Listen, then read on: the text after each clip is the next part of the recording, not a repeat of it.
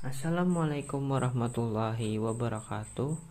Perkenalkan, kami dari kelompok 8. Di sini kami akan membawakan materi tentang anatomi dan fisiologi hati, kelenjar empedu, dan pankreas.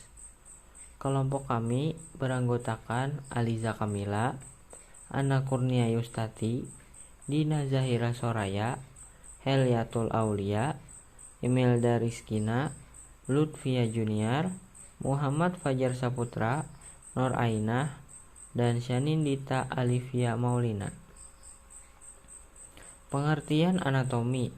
Anatomi adalah ilmu tentang bentuk dan bagian sebuah organisme.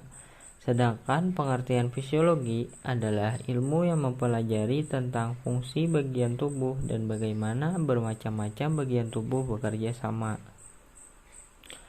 Pada anatomi hati, hati adalah organ terbesar dengan berat sekitar 1,5 kg. Lapisan jaringan ikat menutup hati disebut kapsul glison, dan pada bagian luar ditutupi oleh peritoneum. Hati terdiri dari 4 lobus, yaitu lobus kanan, lobus kiri, lobus kuadrat, dan lobus caudatus. Struktur anatomi lain yang membentuk hati antara pembuluh darah portal, arteri, hepatika, dan saluran. 1. Lobus kanan atau right lobe of Liper. Lobus kanan adalah bagian terbesar di hati dengan ukuran 5-6 kali lebih besar daripada lobus kiri.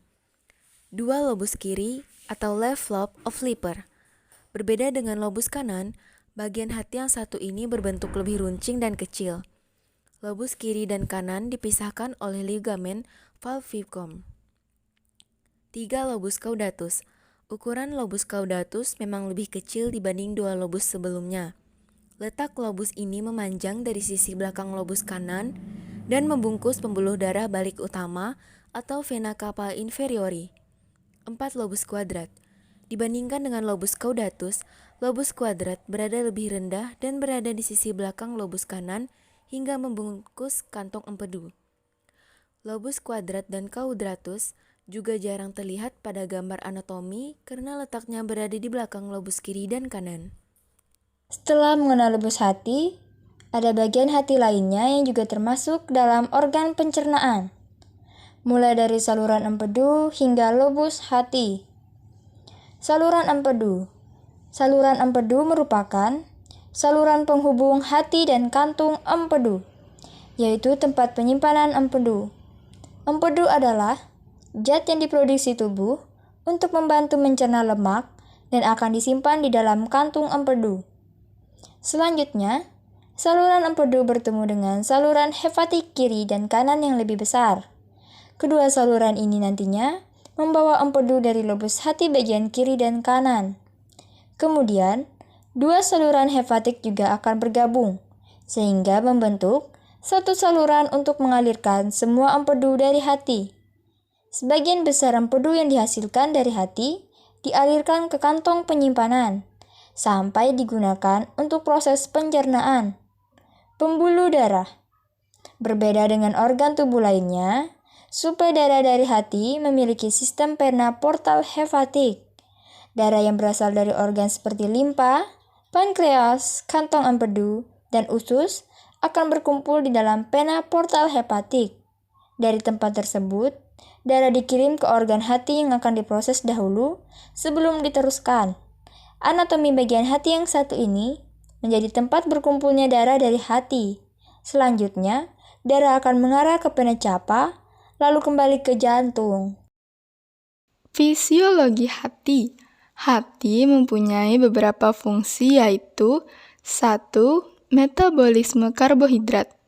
Fungsi hati dalam metabolisme karbohidrat adalah menyimpan glikogen dalam jumlah besar, mengkonversi galaktosa dan sukrosa menjadi glukosa, gluconeogenesis, dan membentuk banyak senyawa kimia yang penting dari hasil perantara metabolisme karbohidrat.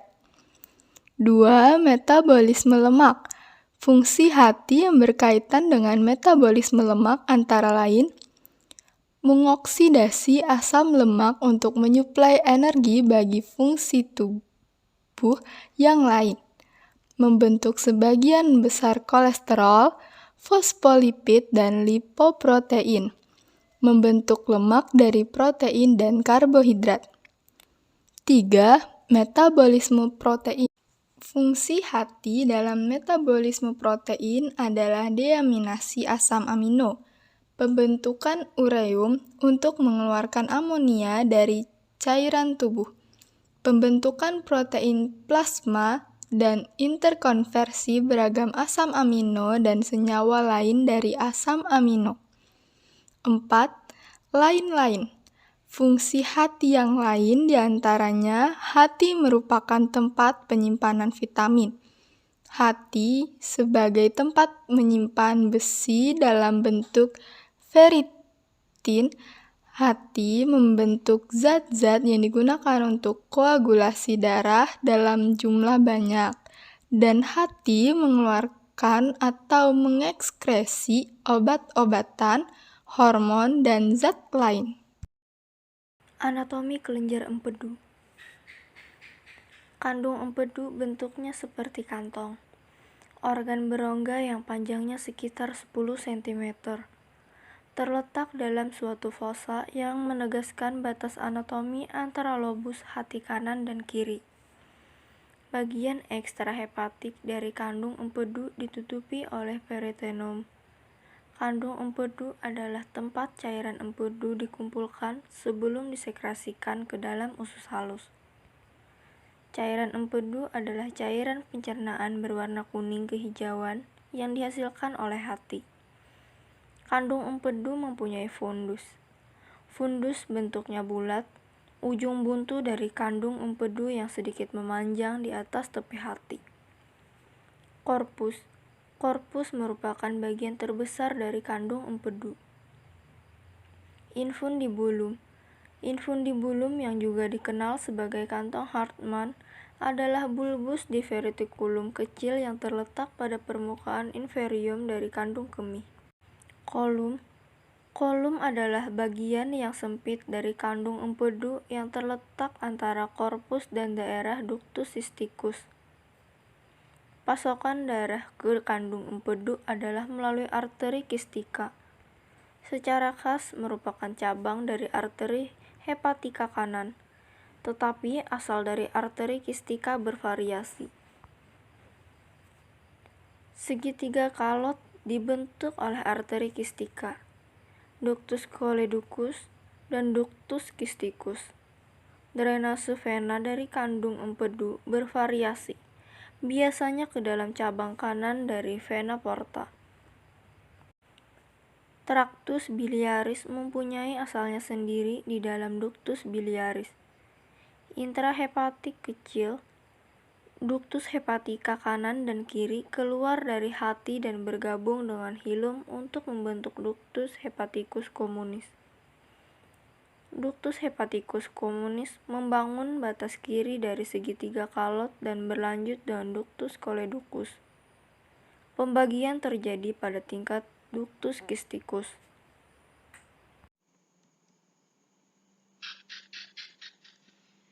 Kandung empedu memiliki fungsi sebagai tempat menyimpan cairan empedu. Fungsi primer dari empedu adalah memekatkan empedu dengan absorpsi air dan natrium. Kandung empedu mampu memekatkan zat terlarut yang kedap yang terkandung dalam empedu hepatitik sampai 5-10 kali dan mengurangi volumenya 80% sampai 90%. Meskipun secara primer merupakan suatu organ pengabsorpsi, terjadi sekresi mukus selama keadaan patologis seperti misalnya pembentukan batu empedu dan kadang-kadang dengan obstruksi ductus cysticus. Asam empedu primer, asam fenodeoksikolat, dan asam kolat disintesis dalam hati dari kolesterol. Konjugasi dengan taurin atau glisis terjadi di dalam hati. Kebanyakan kolesterol yang ditemukan dalam empedu disintesis de novo dalam hati. Asam empedu merupakan pengatur endogen penting untuk metabolisme kolesterol. Pemberian asam empedu menghambat sintesis kolesterol hepatik, tetapi meningkatkan absorpsi kolesterol. Lecitin merupakan lebih dari 90% fosfolipid dalam empedu manusia. Sirkulasi enterohepatik dari asam empedu lebih dari 80% asam empedu terkonjugasi secara aktif diabsorpsi dalam ileum terminalis. Akhirnya, kurang lebih separuh dari semua asam empedu yang diabsorpsi dalam usus dibawa kembali melalui sirkulasi porta ke hati. Sistem ini memungkinkan kumpulan garam empedu yang relatif sedikit untuk bersirkulasi ulang 6-12 kali per hari dengan hanya sedikit yang hilang selama tiap perjalanan. Hanya sekitar 5% dari asam empedu yang diekskresikan dalam feses. Selanjutnya ada anatomi pankreas. Pankreas terletak di belakang lambung dan di bagian belakang perut.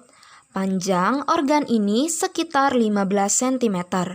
Bisa dilihat di gambar bagian sebelah kanan. Jaringan penyusun pankreas terdiri dari 2 jaringan utama. Yang pertama ada asini yang berfungsi untuk mensekresi getah pencernaan ke dalam duodenum. Yang kedua ada jaringan pulau Langerhans yang mengeluarkan sekretnya keluar, tetapi mengekskresikan insulin dan glukagon langsung ke darah. Pulau-pulau Langerhans yang menjadi sistem endokrinologis dari pankreas tersebar di seluruh pankreas dengan berat hanya 1-3% dari berat total pankreas. Pulau Langerhans berbentuk opioid dengan besar masing-masing pulau berbeda. Jumlah semua pulau Langerhans di pankreas diperkirakan antara 1-2 juta. Sel endokrin dapat ditemukan dalam pulau-pulau Langerhans, yaitu kumpulan kecil sel yang tersebar di seluruh organ. Struktur organ ini lunak dan berlobus, tersusun atas. Pertama, kepala pankreas merupakan bagian yang paling lebar, terletak di sebelah kanan rongga abdomen dan di dalam lekukan duodenum yang praktis melingkarinya. Kedua, badan pankreas merupakan bagian utama pada organ ini. Letaknya di belakang lambung dan di depan vertebrata lumbalis pertama. Ketiga, ekor pankreas, yaitu bagian runcing di sebelah kiri dan berdekatan atau menyentuh limpa. Nah, yang berikutnya ada fisiologi pankreas. Ada 4 jenis sel penghasil hormon yang teridentifikasi dalam pulau-pulau Langerhans, yaitu sel alfa, jumlah sekitar 20-40%, memproduksi glukagon yang menjadi faktor hiperglikemik, suatu hormon yang mempunyai anti-insulin-like activity. Sel beta mengekskresikan insulin yang berfungsi untuk menurunkan kadar gula merah. Sel delta mengekskresi somastatin, hormon yang berfungsi menghalangi hormon pertumbuhan untuk menghambat sekresi glukagon dan insulin. Sel F mengekskresi polipeptida pankreas, sejenis hormon pencernaan di mana fungsinya tidak jelas. Sekian pemaparan materi dari kelompok 8. Maaf apabila ada salah-salah kata.